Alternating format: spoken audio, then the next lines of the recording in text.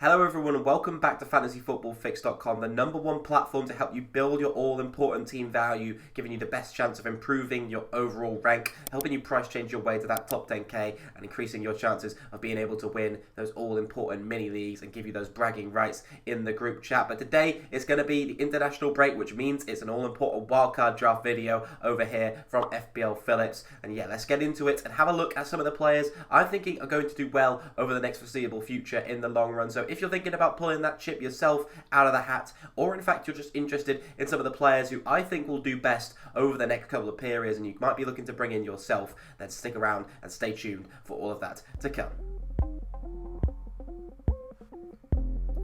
So without further ado, let's jump straight into it and kick things off with the goalkeeper, and that is going to be Gaeta of Crystal Palace. And it was a toss-up here between him and Ramsdale of Arsenal, and it was a very, very close call, and I really don't think either of them are bad picks at all. They're my two favourites out of any keepers you can get in the game.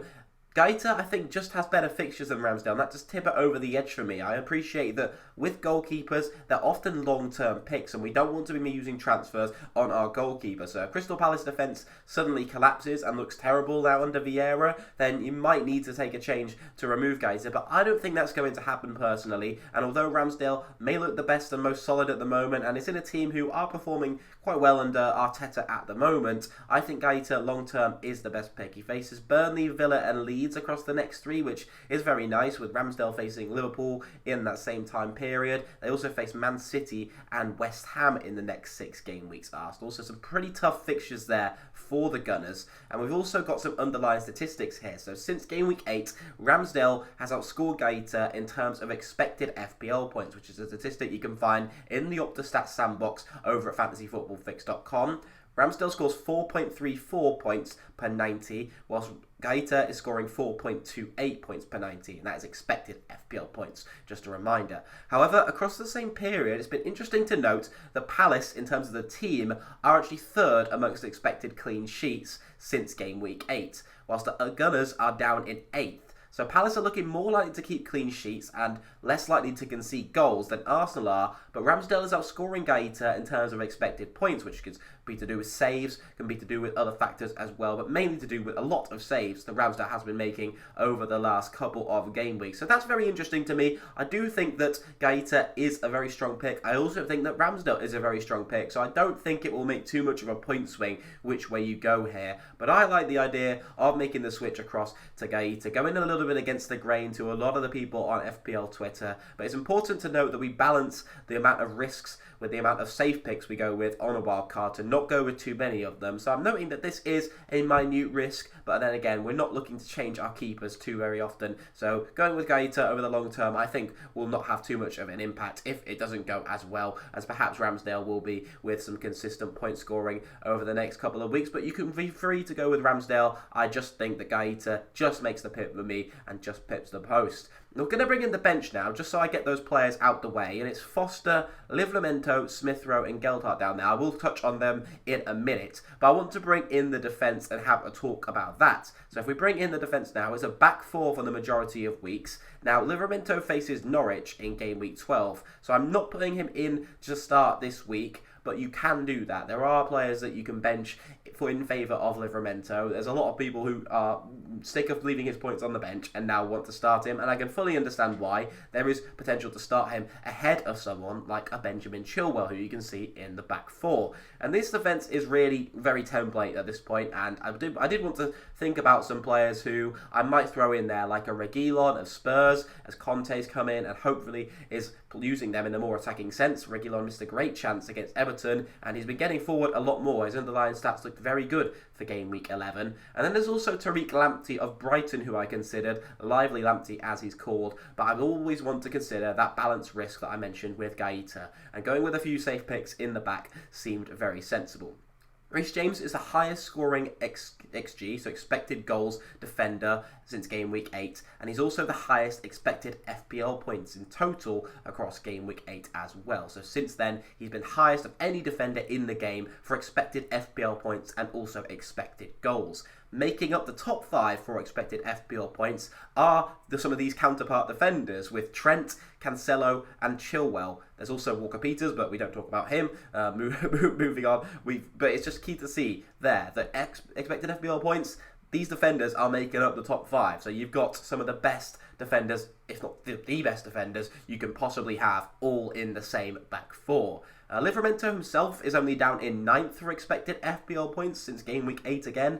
But again, these are the likes of Rudiger and Diaz, so not too bad for a defender who only started this season at 4.0. And a lot of people will have him in or got him in a bit earlier, which makes me more inclined to keep him. Perhaps if you don't have Livramento already, you might not want to jump on him now at 4.5. You might want to take a little bit of a sway and go with Lamptey, who's lesser ownership than Livramento. But I still just think he is fantastic value even at 4.5. It's also interesting to note that Trent Alexander-Arnold and Cancelo are the highest and third highest predictive point scorers across the next 6 game weeks respectively. So Trent comes in first and Cancelo comes in third for predicted total FPL points across the next 6 game weeks using the Fix Predicted Points tool over at fantasyfootballfix.com. And as I mentioned, there are some defenders who you could go with as slight differentials if you want to, but I don't think that taking too many risks is going to be that advantageous on a wildcard, especially in defence when these guys are delivering so consistently. Granted, Chilwell didn't deliver last game week, but I think that he's there for the taking. If I was going to remove one, it probably would be Chilwell for a Reguilon or a Lamptey if I needed funds in midfield or up front to upgrade. Then perhaps that would be where I did it. But this team does come in at around 102 million, so I'm assuming that you have got a bit of value either way. But if you haven't managed to make it up to that point by now through price rises, then you can of course downgrade Chilwell to a Reguilon, save that million, or just do Chilwell to Lamptey, and you should be able to afford the rest of this team, which is nice. In midfield, it's going to be a midfield 4 of Salah, Son, Gallagher and Jota. Salah really needs no explanation. You have to have him in your team at this point. He's just on absolute fire, the best player in the world right now. And yeah, you've got to have him and pretty much perma-captain him, which is not something that makes FPL ridiculously fun at all, but it's got to be done, I suppose. If you can't beat them, join them. And then Son, who comes in a little more exciting for that fantastic Spurs fixture run, so didn't go with a double up with him and Reguilon. I do prefer Son to Kane just as a general rule in FPL, unless Kane is on absolute fire, which at the moment this season he doesn't seem to be. His head doesn't seem to be in the right place since that summer move to Manchester City fell through. And with Son playing up front in that kind of striker 2 partnership more than ever, I think that Son is the way to go. He gets that extra point for a goal. He also gets an extra point for if Conte makes Spurs more defensively solid, which seems to be quite a nice if at the moment. It seems to be quite likely with that back 5 coming in.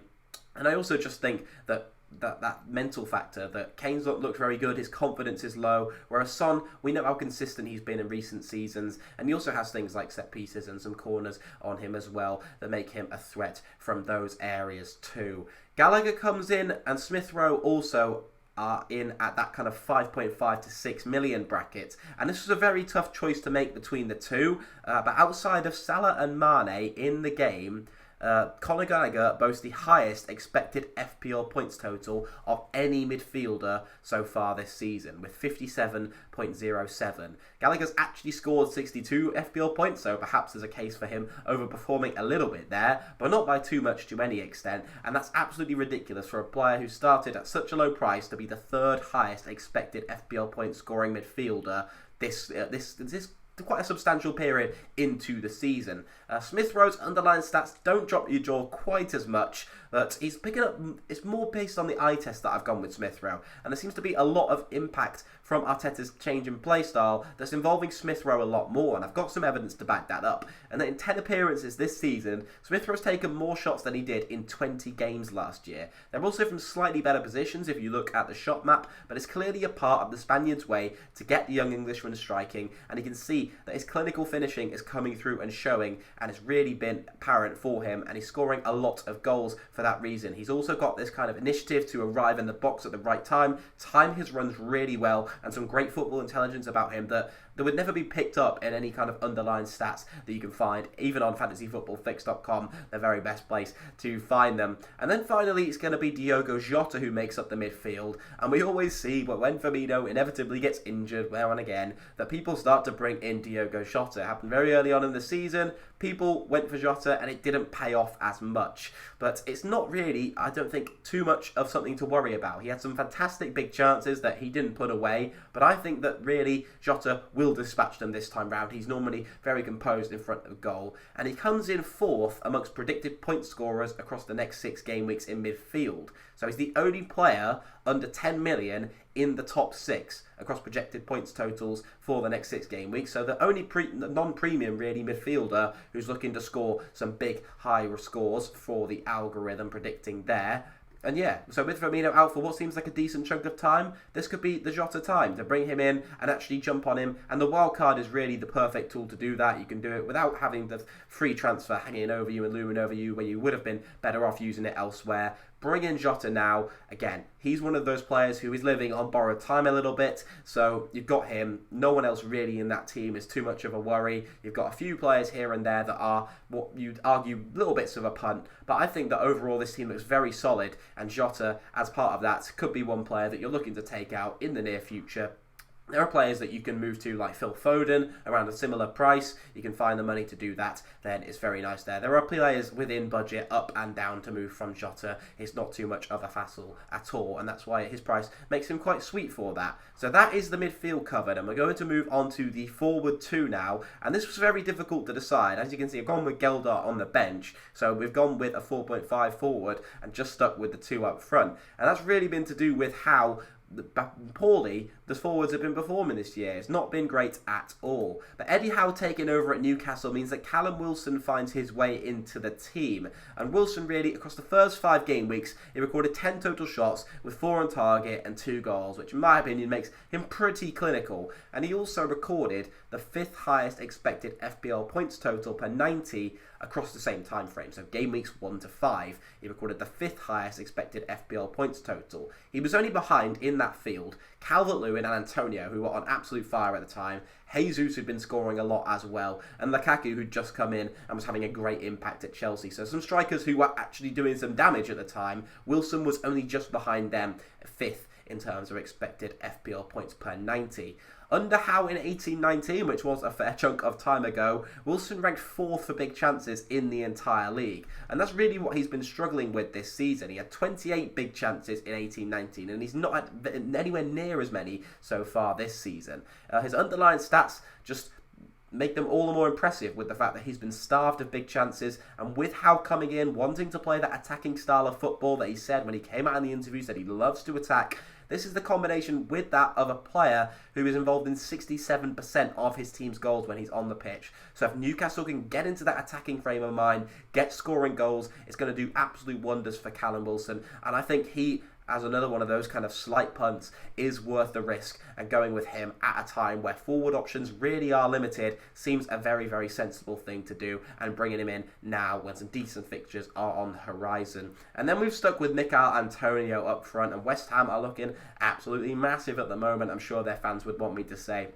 With Chelsea and City in the next 4, I wasn't set on having Antonio in this team, but after Liverpool, we can clearly see that David Moyes' side can give any team in the league a decent run for their money in today's game. Antonio wasn't involved in any of the 7 last goals in those 2 games that West Ham have scored quite a lot in, but it's been disappointing for owners despite the fact that he's looked pretty due now, and if there's any man on the planet who is due for a return, it's Mikel Antonio at this point. He's been assisting the assist a lot as well, and it's not looking like he's going anywhere in terms of attack. He's just really not been getting that final pass. Sometimes players could have passed to him, and I think West Ham will continue scoring. They're looking fine form. I don't see that going anywhere in a hurry, and Mikel Antonio will surely come good and reward the patience of his owners. A lot of players also have a decent chunk of money held up in Mikel Antonio, and they have a very nice fixture run held from game week 16 onwards. It starts at Burnley, I think, in that game week 16.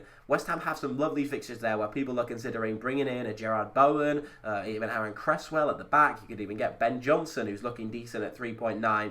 So with Antonio and a lot of value held up in him for a lot of managers, could be worth hanging on for him just for that. In terms of underlying stats, he comes in 4th for XG per 90 across all forwards, again, since game week 8, so we're covering the last couple of game weeks, and he comes in 3rd with regards to expected assists over the same period. So it's not been a drop-off in form for Antonio. He still looks very good in terms of underlying stats. He's just really not been getting that final pass, and if he has been creating things, he's been creating things for other players and scoring, helping them score. So Antonio will come good. I'm sure he's that kind of player who will want to score lots of goals, but West Ham at the moment just look absolutely on fire, and I can't see their confidence diminishing anytime soon, and that makes sense to have Antonio still in this team. There are some other forward options you could go for and have a look at. There is obviously the dilemma here of when Ronaldo's fixture run starts as well, Lukaku returning. How do you get the funds together to get up to a premium striker from this team? And that could be a case of Antonio there, but it's going to be difficult. With Ronaldo's fixture run starting at a similar time to Antonio's,